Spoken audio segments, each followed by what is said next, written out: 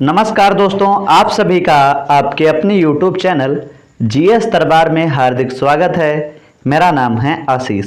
दोस्तों, जैसा कि आप सभी को पता है कि हम लोग रोज़ जो है 20 महत्वपूर्ण प्रश्नों की चर्चा करते हैं। पिछले 2 दिनों में व्यस्तता के चलते मैं वीडियो अपलोड नहीं कर पाया था, परंतु पुनः आज आप सभी के समक्ष हाजिर हुआ हूँ। जैसा कि आप सब देख रहे होंगे आपके स्क्रीन पर, पहला प्रश्न है कि भारत का पेरिस किस शहर को कहा जाता है। आपके ऑप्शन हैं उदयपुर, जयपुर, बेंगलुरु, मुंबई। तो इसका सही जो जवाब होगा जयपुर। जयपुर को जो है भारत का पेरिस कहा जाता है। अगला प्रश्न है, भारत का राष्ट्रीय वाक्य सत्यमेव जयते कहाँ से लिया गया है। आपके ऑप्शन हैं महाभारत से, उपनिषद से, मुंडकोपनिषद से या ऋग्वेद से। तो देखो, ये तो बात पक्की है कि सत्यमेव जयते उपनिषद से लिया गया है, और अगर पूछा है उपनिषद में से किससे लिया गया है तो मुंडकोपनिषद से लिया गया है। तो ऑप्शन सी इसका बिल्कुल सही जवाब है। बाकी अगर हम इसको मुंडकोपनिषद को हटा दें तो आप इसको उपनिषद भी सही ऑप्शन लगा सकते थे। अगला प्रश्न है, भारत में सबसे अधिक कौन सी बोली बोली जाती है। हिंदी, अंग्रेजी, उर्दू, तमिल।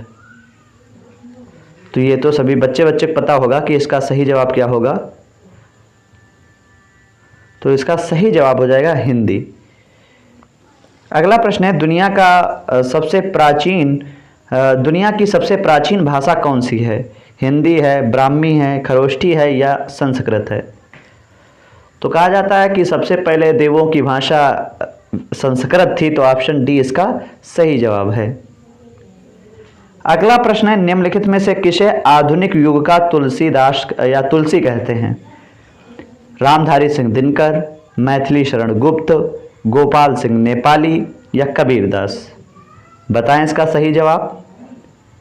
सही कहा आपने, मैथिली शरण गुप्त को जो है आधुनिक युग का तुलसी कहा जाता है। अगला प्रश्न है, बहुत ही अच्छा प्रश्न है कि निम्नलिखित में से किसे संस्कृत व्याकरण का जनक माना जाता है। वाल्मीकि को, तुलसीदास को, मनु को या पाणिनि को। तो संस्कृत का जनक कहा जाता है पाणिनि को। ऑप्शन डी इसका सही जवाब होगा।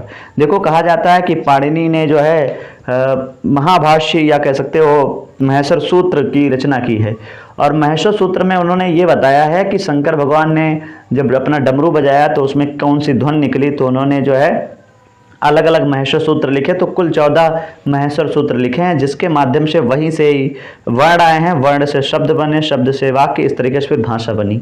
तो पूछा है संस्कृत का जनक किसे कहा जाता है, तो पाणिनि को कहा जाता है। अगला प्रश्न है, किसे हिंदी भाषा के लिए प्रथम ज्ञानपीठ पुरस्कार प्रदान किया गया।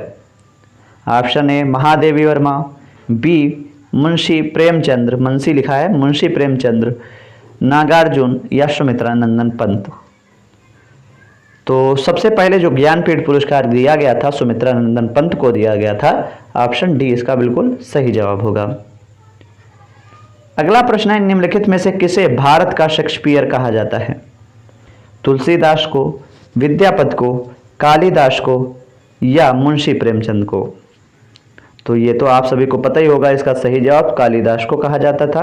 ऑप्शन सी इसका बिल्कुल सही जवाब होगा। अगला प्रश्न है, भारत में राष्ट्रीय गीत वंदे मातरम को गाने का सही समय क्या है। देखो, आपने राष्ट्रगान का सुना होगा या पढ़ा होगा कि 52 सेकंड, लेकिन यहाँ पे जो पूछा गया है वो वंदे मातरम पूछा गया है। तो बताएं। ऑप्शन है 45 सेकंड, बी 52 सेकंड, सी 65 सेकंड, डी 30 सेकंड। तो बिल्कुल सही इसका सही जवाब क्या हो जाएगा, 65 सेकंड। अगला प्रश्न है, भारत के राष्ट्रीय गान जन गण मन को भारत के संविधान सभा में कब अपनाया था। 22 जून 1947 को, 24 जनवरी 1950 को, 26 जनवरी 1950 को, और इसके बाद में 15 अगस्त 1947 को। तो इसका सही जवाब क्या हो जाएगा, 24 जनवरी 1950 को जो है जनगण मन जो है अपनाया गया था। बाकी अगर ये पूछा जाए कि जनगण मन की रचना किसने की है, तो हम बताएंगे रविन्द्रनाथ टैगोर ने। अगला प्रश्न है, भारत के राष्ट्रीय चिन्ह को भारत के संविधान सभा ने कब अपनाया था। 14 अगस्त 1947 को, 24 जनवरी 1950 को, 26 जनवरी 1950 को या 26 जनवरी 1956 को? तो इसका जो सही जवाब होगा 26 जनवरी 1950 को। देखो इधर आपका क्वेश्चन था जनगण मन कब अपनाया गया, तो ये याद रखना है। और इधर क्या पूछा गया कि जो चिन्ह था, तो चिन्ह की बात करेंगे तो हम बताएंगे 26 जनवरी 1950। और यही अगर पूछ लिया जाता कि जनगण मन को कब अपनाया गया है, तो 24 जनवरी 1950। अगला प्रश्न है कि भारत के राष्ट्रीय ध्वज के प्रारूप को भारत के संविधान सभा द्वारा कब अपनाया गया? आपके ऑप्शन हैं 22 जुलाई 1945 को, 22 जुलाई 1946 को, इसके बाद में 22 जुलाई 1947 को या 15 अगस्त 1947 को? तो बताएं। तो बिल्कुल सही ऑप्शन सी 22 जुलाई 1947 को राष्ट्रीय ध्वज के प्रारूप को भारतीय संविधान सभा द्वारा अपनाया गया था। अगला प्रश्न है भारत के संविधान में वार्षिक बजट का वर्णन किस रूप में किया गया है? वार्षिक आय, वार्षिक सकल घरेलू उत्पाद, वार्षिक वित्तीय वितरण और सकल घरेलू उत्पाद। तो इसका सही जो जवाब होगा वार्षिक वित्तीय वितरण, ऑप्शन सी। अगला प्रश्न है भारत के संविधान में किस अनुच्छेद में वार्षिक वित्तीय विवरण का वर्णन किया गया है?